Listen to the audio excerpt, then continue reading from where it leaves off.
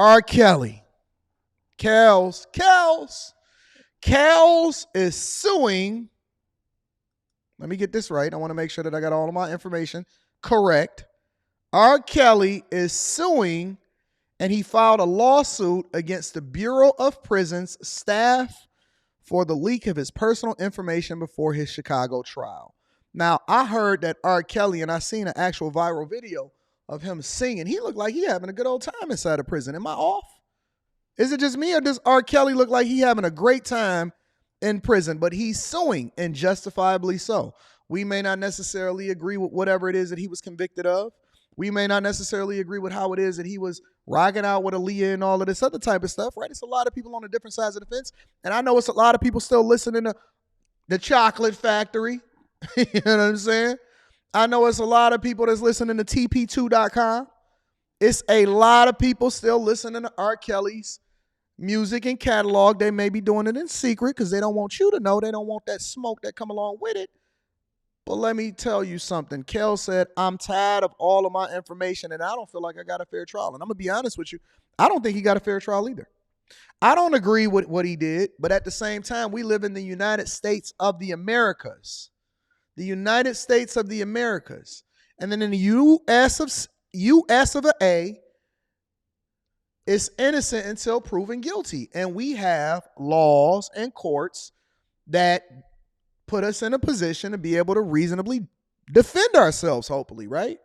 But he's filing a lawsuit, and he said that the Chicago trial of R. Kelly has been over for months.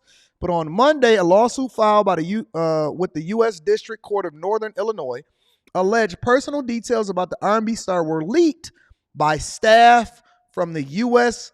Bureau of Prisons beforehand, and it was.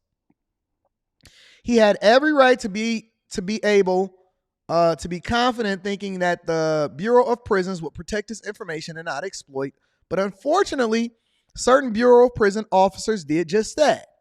The lawsuit filed against the federal government and the Bureau of Prisons and a blogger. He is also suing Tasha K. He is suing the U.S. Bureau of Prisons and Tasha K. Tasha K just can't catch a break. Maybe she Teflon Tasha.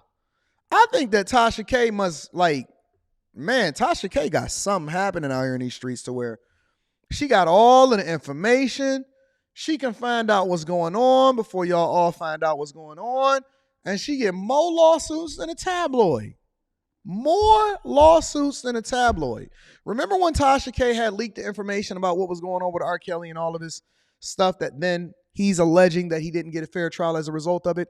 Well, R. Kelly from prison is deciding that he wants to sue Tasha K along with the federal government. And he's saying that Latasha Kebe, or Tasha K, alleges Kelly's personal information and calls, including calls to his attorney, were monitored and shared, impacting Kelly's ability to defend himself. He does not feel comfortable to this day talking to anyone, even his own lawyers, because of the impact of this event. Now, correct me if I'm wrong. Correct me if I'm wrong. You can release phone calls to the general public. That's just two regular people. But you cannot release information or phone calls or video when you're talking to your lawyer. That is the difference. If you are talking to your lawyer or you are speaking based off of things that are legal, then you should not, and again, I could be wrong. I am not a lawyer. Maybe I need to call the lead attorney on this one. You cannot leak somebody's personal information to the general public as a prison officer. He also said two of Kelly's sisters who live outside the Chicago area spoke with ABC 7 virtually on Monday. Says you listen to personal phone calls, you're listening to recordings. That's not right. That's not right. That doesn't sit well with them at all. If they do it to him, they could do it to anyone else. It's time for a change in our judicial system. It's time for change, said Cassandra Kelly. And Kelly is currently serving a 20-year sentence out of state for producing child porn and enticing a minor in sexual activity. He is appealing that conviction, as well as a conviction in New York for sex trafficking and racketeering. All right. So Tasha K, y'all saying that she did God's work. Okay. I'm just a bystander reporting the news, but she definitely got a lawsuit that R. Kelly filed against her. Also, on top of that, there's a counselor, another one. Where were all of these women when I was growing up? I didn't know that these women existed. Another counselor is being hit with a felony and a misdemeanor for grooming. Let me bring y'all up to speed on what's going on with this counselor. 18-year-old in Pennsylvania revealed to his parents he was having a sexual relationship with the middle school guidance counselor. Now she faces multiple charges and is on administrative leave. Trial attorney and former prosecutor Florina Altschuyler joins us to talk about the case. Welcome to Sidebar, presented by Law and Crime. I'm Jesse Weber. I may deep dive into this tomorrow. But I have no idea. Shout out to Hedging Mastermind. I appreciate you for checking in, fam. I have no idea where all of these teachers were when I was growing up. Because it's not right now that we're looking at it as adults. But when I was growing up, I was very much confused because all of the teachers that we want didn't want us. The teachers that we wanted, they didn't want us. Real talk. It says a Pennsylvania middle school counselor allegedly used a field trip to start sexually grooming a student. Bucks County, Pennsylvania middle school counselor has been accused of graping a 14-year-old student, according to local reports and county records. Kelly Ann Chouette, which is 35, which is the woman that's right here on the side of my screen, is facing felony and misdemeanor charges, including 3 counts of having intercourse or sexual contact with a student at school, 1 count of corruption of minors, 3 counts of indecent assault of a person under 16 years old, according to the Montgomery County records. Says she was a counselor at Penn Ridge South Middle School, and the victim mentioned in court documents was 14 at the time of the defendant's alleged crimes. Chouette allegedly began having inappropriate contact with the student on her own home. Chouette alleged sexual misconduct with the student began during a class field trip in the fall of 2022. Afterward, she would frequently call the victim to her office during school hours. Jesus Christ.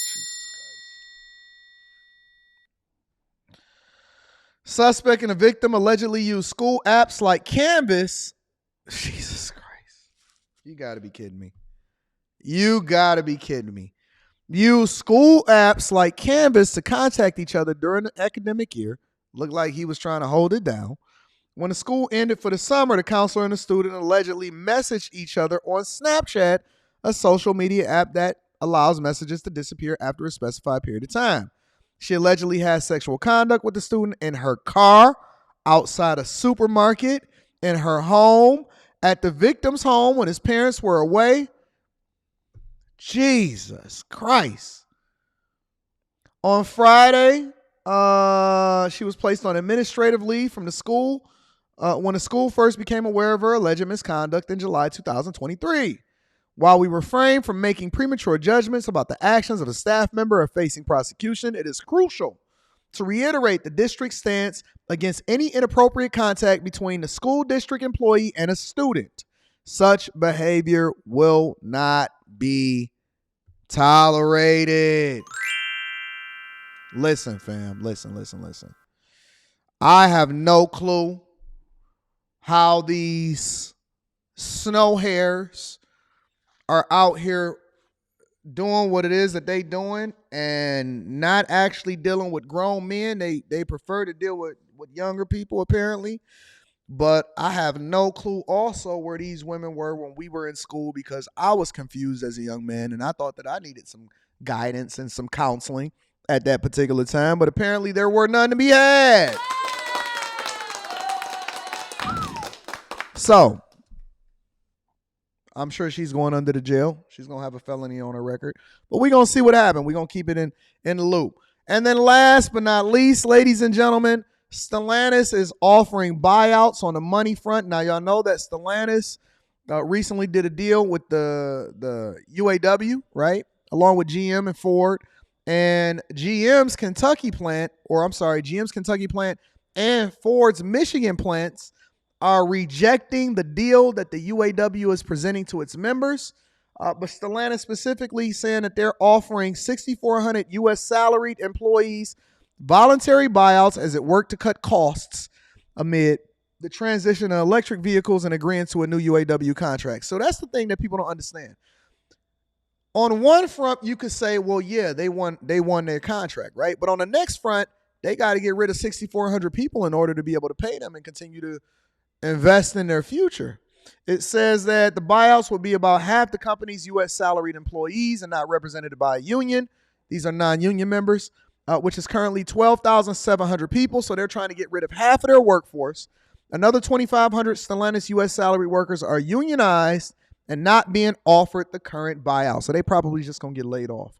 Salary employees must have at least 5 years of experience to be offered a voluntary departure package. Employees agreeing to take the incentive will depart before the end of December. Stellantis said that it was taking necessary structural actions to protect our operations and the company and cited preparations for the transition to electric vehicles. He told employees a review of its operations has made it clear that it must become more efficient. Stellantis offered voluntary buyouts to its U.S. salaried employees who are age 55 and over and had worked for the automaker for at least 10 years. Under the UAW contract, the company agreed to offer $50,000 buyouts for veteran production and skilled trades members. It will offer buyouts in 2024 and in 2026 also.